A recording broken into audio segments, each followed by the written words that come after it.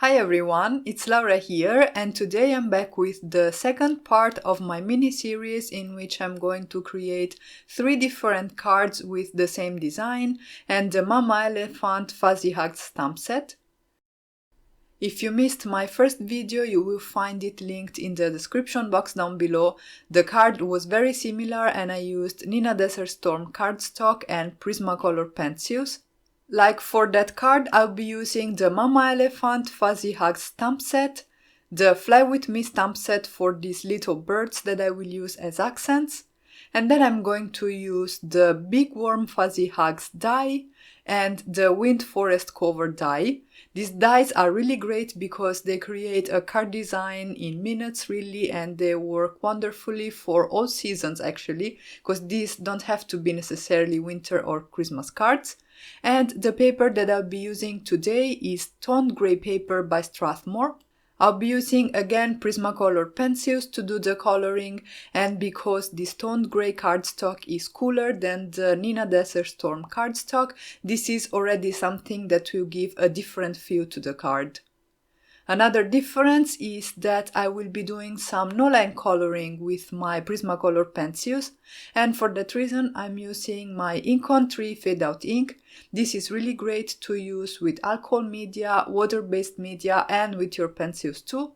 And I used my Mini Misty to stamp my images on my toned grey paper.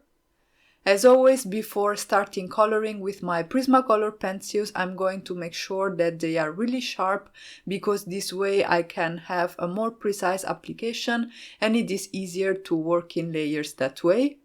The sharpener that I'm using is by Faber-Castell and I like it a lot because all the shavings end up in the little barrel at the bottom, so the desk doesn't get messy. For this card I chose a different image from the Mama Elephant Fuzzy Hugs stamp set. For my first one I used some bears that I colored in shades of brown to match my Neenah Desert Storm cardstock, whereas here I chose the penguins that I can color with a palette that is going to match nicely with the toned grey cardstock that I'm using.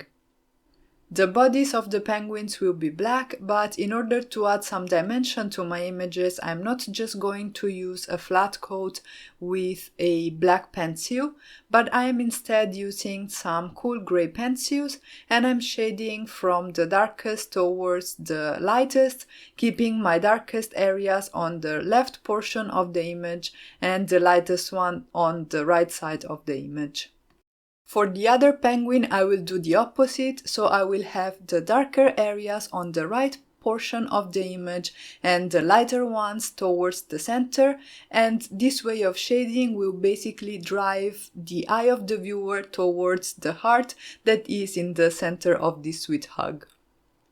As I always do when I color with Prismacolor pencils, I am working in layers using a light hand and using mostly circular motions to blend my colors together. If you press too hard from the beginning, I say this very often, you're going to flatten the tooth of the paper and this will make it harder for you to add your subsequent layers. For the white portion of the face and the body, I decided to use some skin tones. I could have used some cool grays or some warm grays, but I felt that this kind of color palette would make the penguins look more alive and will bring a little bit of extra interest to these images.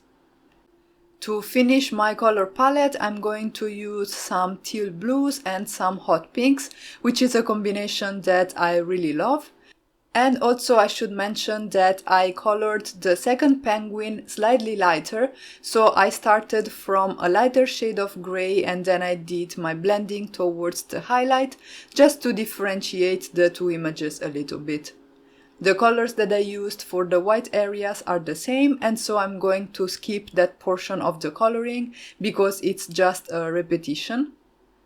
With Prismacolor pencils, because they are waxed base, they are going to cover up a bit the lines that you have.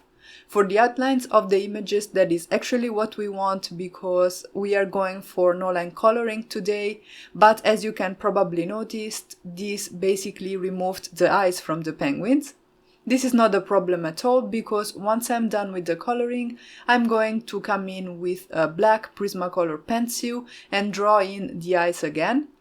If I hadn't gone for no-line coloring and I had stamped my images with black ink, I would have used the same Prismacolor pencil in the color black to emphasize the stamped outlines after the coloring is done. This is a step that I take every time I color with my Prismacolor pencils.